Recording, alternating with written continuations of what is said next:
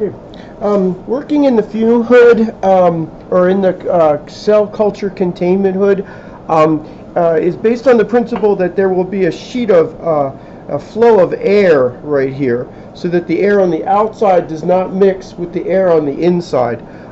Whenever you work in the hood, you want to try and keep your hands as far into the hood as possible, so that you don't allow contamination from the outside to get in, or on the other hand, things that you're working with to get out.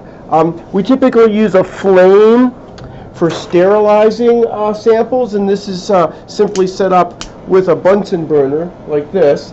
And so the standard technique whenever working with solutions is to never have an open container so that anything can fall into it that you would put your hand over the top. So we have a standard procedure for what's called flaming open a sample. Now this you can see is a practice solution, and so this is something you can play with and practice. To flame open, you flame right on the edge of where the lid is, give the lid a little bit of an opening. Sometimes I like to flame it twice, and then open the lid. Now when you open the lid, you want to use your fingers to never have your hand go over the top of the container like this. So then you would flame this edge here, and then this is considered flame open. The lid is on loose.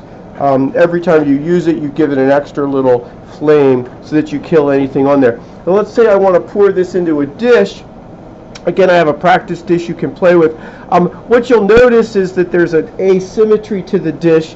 This part here that's further down below where the lid is, this is where the cells will grow. So cells would be growing like this. This is obviously upside down. Okay, so this is the way the cells would be growing. Now when you flame this, you want to flame it on the side that doesn't have the cells. So you flame it open like that. We would take this off, sometimes give it an extra flame like that. Again, with one hand off the top, flame it. This is now flame open. Now if we were going to pour this solution into here, very commonly done when you're going to transfer 20 or so mils. Typically the exact volume is not important. Oftentimes I put a little mark on the dish just to remind me about where to aim for. This technique involves handling both caps with one hand. So it's something that you're going to want to practice. You take this one off, you flame it, you hold the second cap with the same hand. Then you come over and you pour, and we often try not to touch the top of the second container. Pour it till you get to the line. Okay, like that. This lid goes back on. This lid goes back on here. If we wanted to flame these closed, you would do it this way. Flame it closed, put it back on, flame it closed, put it back on tight. Then this would be covered so that the cells could then grow, and this could be taken out of the hood and used. Now, if you're going to do a transfer using a pipette, let's flame these things open so you can see this again.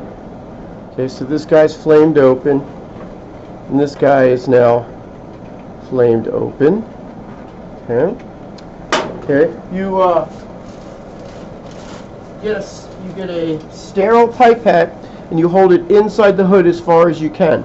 Now you turn this so that the numbers are toward you, and you rip the piece of paper toward you like this, okay, keeping your hands in the hood, and then open this like this. This would then click on here, and you can have a sterile thing like this. You would go like this to take it in. So we're going to take out 5 mils, okay, and then put it over into here. So you never have an open container. You never pass anything over the top. This would be then disposed of here. Okay, now for this demo I did not have the hood running so that you could hear my voice more easily, and I also did not show you how to use the alcohol to sterilize the hood.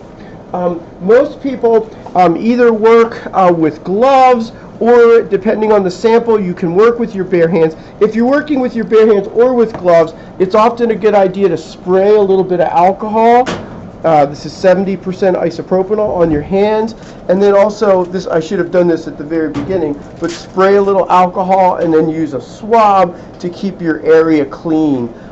Anything that comes in or out of the hood, we typically wipe it down with the alcohol. Use the alcohol whenever you feel like you need it. Don't be spraying the alcohol into the flame because obviously it's flammable. And so normally when all this is done under sterile conditions, we would be using the alcohol and the hood would be running. These things here are just for you to practice doing different manipulations with. So you can see this is what it would sound like with the hood running. A little bit harder to hear what I was saying. Thank you for listening.